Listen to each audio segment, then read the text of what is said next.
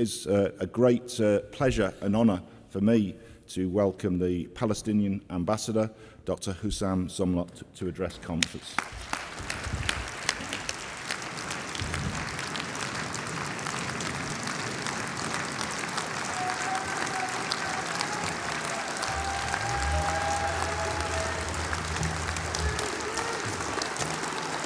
Thank you. Thank you. Thank you. Wow. Thank you. Thank you very, very much. President, Secretary General, executives of the TUC, trade unionists and delegates, Congress, friends, good morning. It's a sunny morning in the vibrant city of Brighton, and thank you, Matt and Paul, for arranging the weather for us today. And really thank you for this very warm welcome. Matt Rack and Paul Nowak for extending this invitation and giving me this honor of addressing the TUC Congress.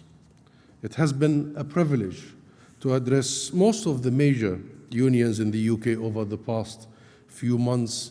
Unions, the labor movement, are a bedrock of solidarity for Palestine, both now and, as Matt just said, historically, and have a long and proud history of activism and struggle for justice in the UK and globally.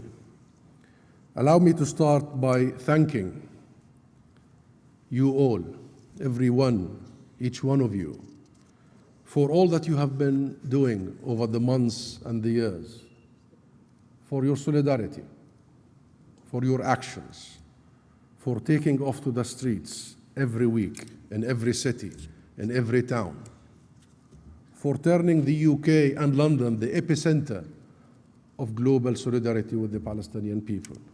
And allow me to also thank you for just voting for Composite 17. That is clear in its calling for an immediate and permanent ceasefire, clear in its calling for an immediate recognition of the State of Palestine, clear in its calling for imposing sanctions on the illegal practices of Israel, clear in its demand for a full arms embargo on Israel.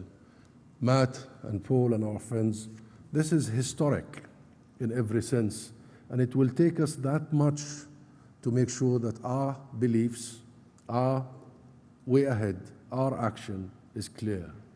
It's clear that we all agree on what needs to be done for these atrocities to stop. And this, my friends, this urgently needs to become government policy. 79 years ago,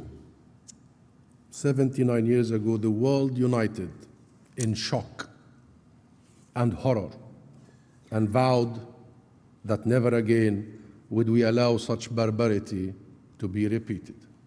I am here referring to the horrors of the Second World War. Never again would we allow the persecution and attempted erasure of an entire people merely because of who they are. The entire global rules-based order came about in 1945 in an effort, collective effort, to make war obsolete and to ban forever atrocities, evil atrocities like mass murder, ethnic cleansing, and genocide. And yet, here we are. Next month, it will be a year of mass murder, mass destruction, and mass displacement in Gaza. During this year, an entire ecosystem of genocide has been established in Gaza. It is not limited to just causing mass murder and damage. It is very deliberately designed to render life in Gaza unlivable and to break the spirit of the Palestinian people to encourage, yet again, another mass expulsion. We know, you all know, that Israel is obstructing the delivery of food, of water, of humanitarian aid. At the Egyptian borders, there are enough trucks that would feed Gaza for months to come, but stuck there. It is also dramatically restricting what can come in, not only in terms of these basic materials, but it includes medicine and hygienic materials. I'll give you one example that comes from the UK Med, which is a British medical institution operating in Gaza, that they told us Israel is only allowing in one type of antibiotics, even though we all know that the body quickly grows resistance. This is deliberate, killing by other means. That's why some British medical magazines and institutions like Lancet have estimated that the number of people who have been killed, murdered so far, is not 40,000 or 42,000, it's 186,000. Taking into consideration those who were murders by other means, those who died because they did not get treatment for their cancer or they did not get their kidney dialysis on time. And we're talking about thousands upon thousands. This at a time when the UN reports 40,000 cases of hepatitis A, where before October last year, there were less than 100. This is a time when polio has re-emerged in Gaza. So when you look at the targeting of homes, that is 70% of Gaza's homes. Targeting of hospitals, that is 80% of, actually 90% of Gaza's hospitals destroyed. When you look at the bombing of schools, 80% of schools destroyed. And universities, 100% of universities destroyed, decimated, bombarded. The destruction of agricultural land and industry, the denial of aid, the restriction on imports. Understand that this is deliberate. And it is not just about Gaza. Look at how settlements, the illegal colonial settlements, squeezing Palestinian living space in the occupied West Bank. Look at the checkpoints, the walls, and the settler-only roads. Look at the home demolitions, the arbitrary arrests, the military raids, the killings. This is a clear, decades-old attempt at rendering the West Bank unlivable. This isn't just in Gaza. For us, the Palestinian people, same. Because of who we are. Because of who we are. They make no difference. Every Palestinian, each one of us, tall or not so tall, Muslim or Christian, from Gaza or from Jenin, is a target. Because of who we are, it is a slow genocide. It is a deliberate attempt which started in 1948. The same year, by the way, that the world adopted the Genocide Convention. Very same year, 48. It is a slow genocide that has been happening over the period of 76 years at the systematic extermination of the Palestinian people. Israel has created an ecosystem of genocide that is not just about mass killings, but about ending the very possibility of a Palestinian independence, freedom, but also the very possibility of Palestinian life in Palestine, and breaking our spirit, of course, of the struggle, spirit to maintain, to steadfast, to withstand. And the world, for 76 years, the world has let it. But let me say this, my friends. We, the Palestinian people, did not and will not let it.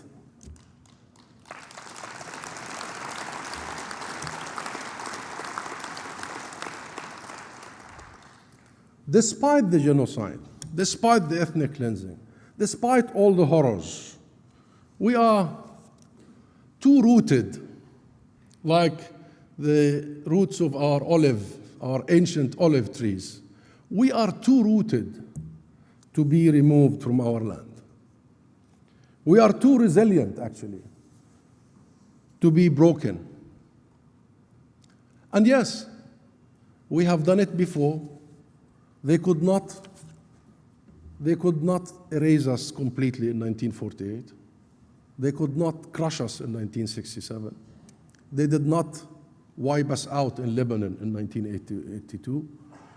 And despite the horrors in Gaza, they will not erase us from Gaza.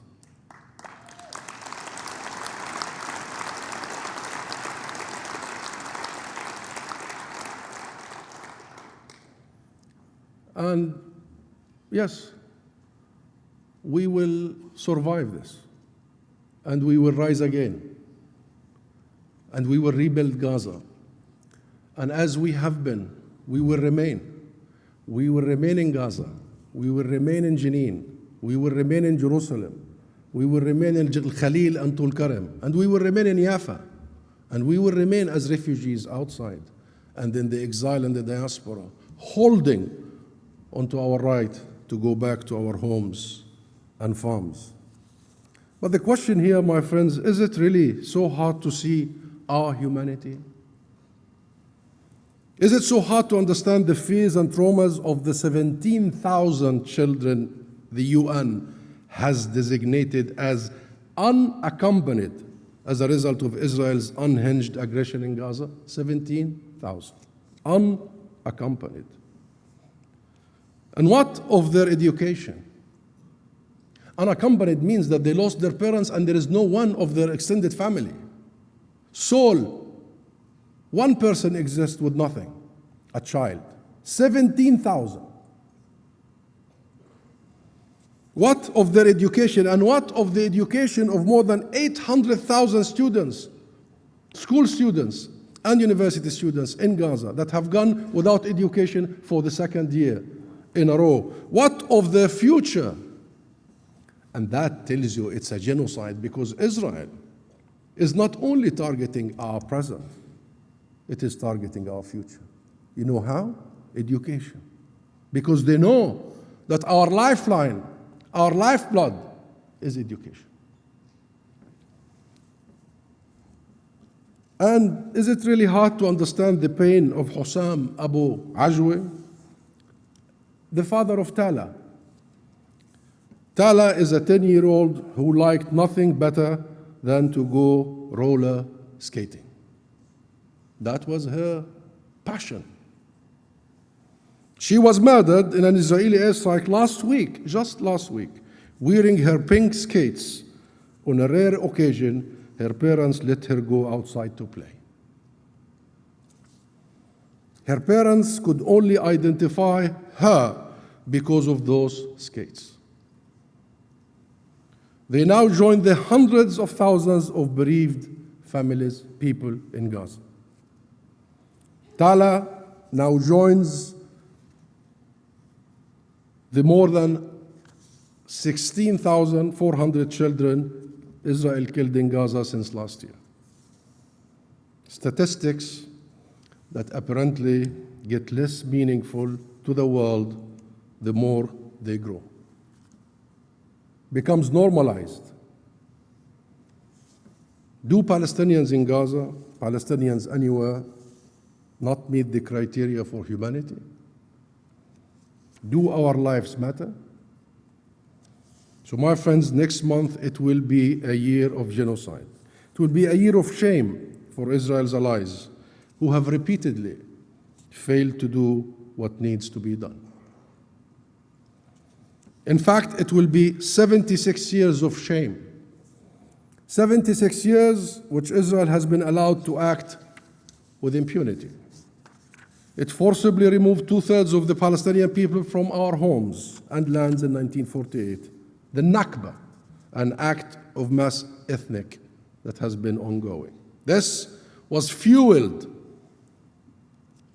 by a narrative that sees Palestine as the exclusive property of the Jewish people.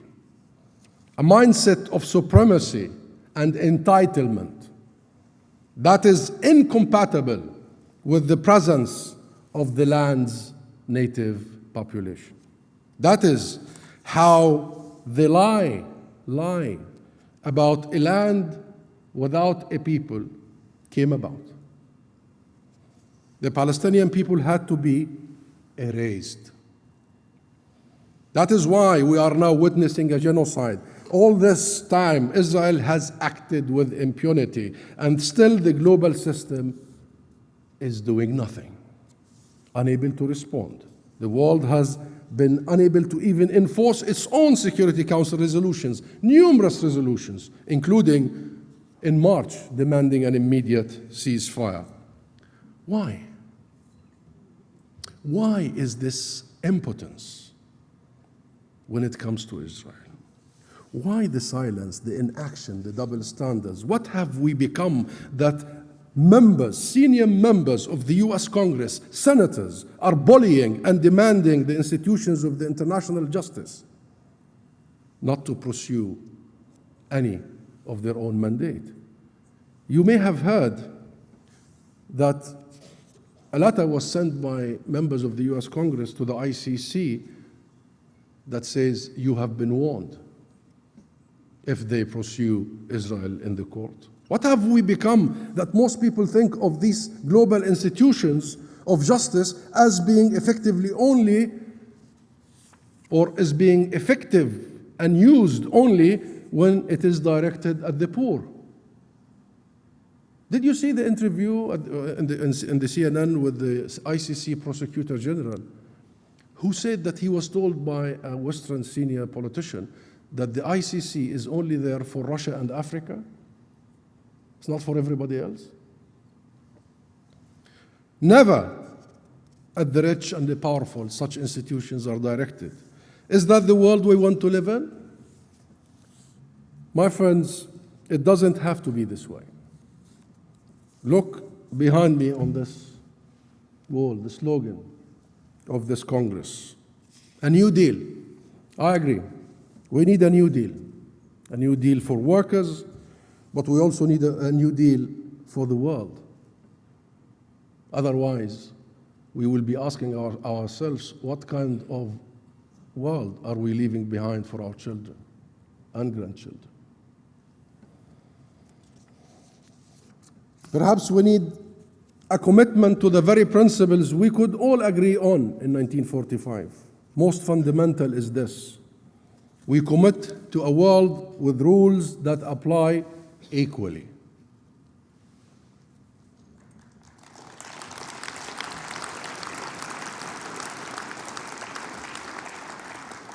To everyone, everywhere, be it in Palestine, in Ukraine, in Sudan, applies equally. We commit to our legal and moral responsibilities under this order. The International Court of Justice has been abundantly clear what those are. Number one, you may have followed the ICJ ruling only a few weeks ago. Number one, Israel's occupation is unlawful. Number two, Israel's settlement are war crimes. Number three, third parties have a duty under international law to end any assistance, political, material, military, or legal, that directly or indirectly contributes to Israel's illegal policies. Number four, Israel must leave now. Leave now the occupied territories. That is not a political statement, it's the judges of the world.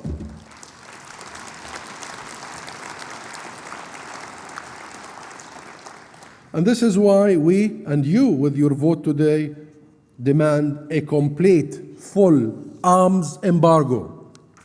While we welcome the decision by the UK government to suspend some arms licenses to Israel, it is simply unconscionable that the UK should continue to deliver any arms to Israel, given what it is clear to everyone, including according to UK lawyers, to be a grave violation of international law. This is a legal obligation, domestically and internationally.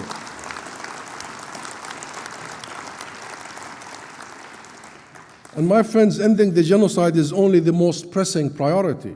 There will be a huge reconstruction effort for which you will be needed. A friend in need is a friend indeed. You will be needed.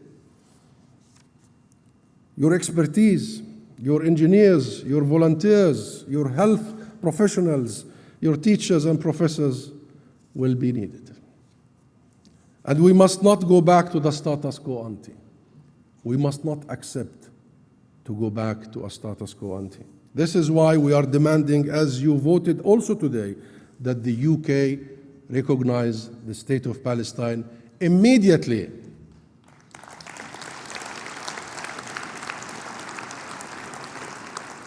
Only through real self-determination, the real exercise of our sovereignty, along with the right of return and justice and equality for our refugees, can be any meaningful peace and lasting peace. And if we are going to be serious about reaching a lasting peace, we must be serious about confronting Israeli policies. And let me explain something here. It is not either or. Recognition on the one hand of the state of Palestine is not a gift, it's not a favor, it's not a reward, it's not a punishment, it's a right that has been long overdue. On the one hand, recognition, and on the other hand, sanctions. These two go hand in hand. Hand in hand. Nothing substitute the other. Everyone surely understands this is by now. We must be united, my friends. We must be united in saying no to impunity. We must be united in saying no to divine entitlement, no to racial discrimination, no to selective implementation of rules, and also united in saying yes to an immediate and permanent ceasefire. Enough is enough.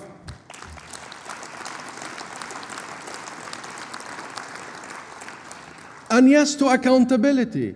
All those war criminals must be held accountable, period.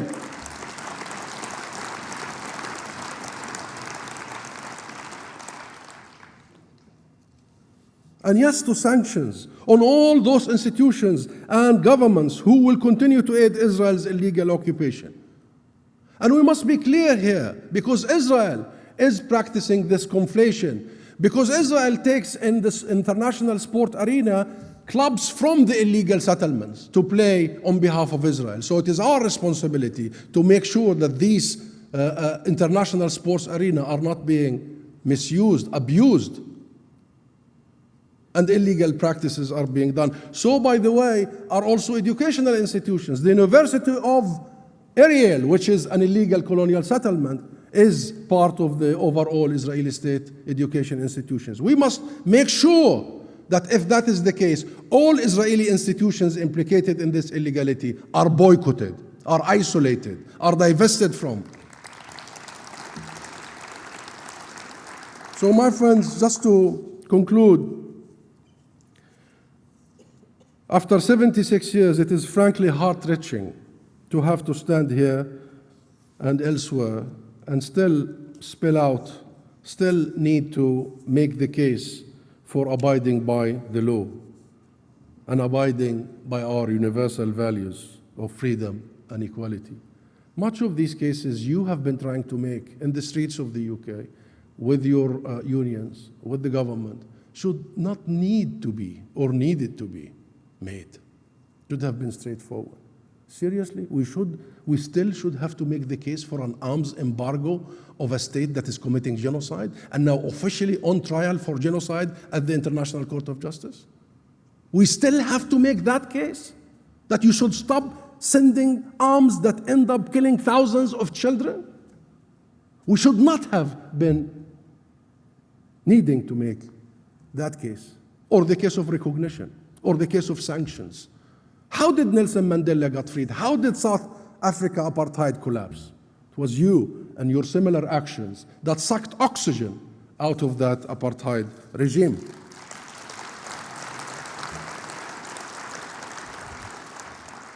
And it is, as much as it is heart-wrenching, it is heartwarming to see you, to feel your support, and to feel the support of the British people. You've seen only this weekend on Saturday, the 18th National March, tens of thousands. The organizers tell me that there was more than 120,000. After 11 months, the intensity, the diversity, the unity of the British people is truly, truly inspiring. And the labor movement has a long and proud history of effective activism, from securing basic rights, decent wages, and humane working conditions, to standing up to and helping defeat injustices, including in South Africa. Now we need you to keep up the pressure on your government to meet its moral and legal obligations on Palestine. Continue lending your time, your voices, your shoe leather to this global movement for justice in Palestine. And you have done so much, and we've been following all the activism, and now you have turned London and the UK, yet again, as you did in the 80s, for the anti-apartheid movement. London, because of your work and support and persistence and principles, have become the epicenter, the hub of global solidarity with the Palestinian people. Justice in Palestine means justice everywhere, my friends. Palestine has become a global movement precisely because people have rightly identified it as a cornerstone of the anti-racist cause. It means the equal and unflinching application of law. It is not just about us. Palestine is not just about us. It is about all of us. Our defeat is your defeat. Any rights we cede, any ounce of rights we give up, is also giving up on your rights, because rights cannot be subdivided. Our liberation is also your liberation. Our struggle is yours. Our values are mutual. Our future is shared. And with clear-eyed determination and complete adherence to the principles of equality under law, we will overcome this too. And we shall witness and enjoy lasting peace and justice in a free Palestine. Thank you.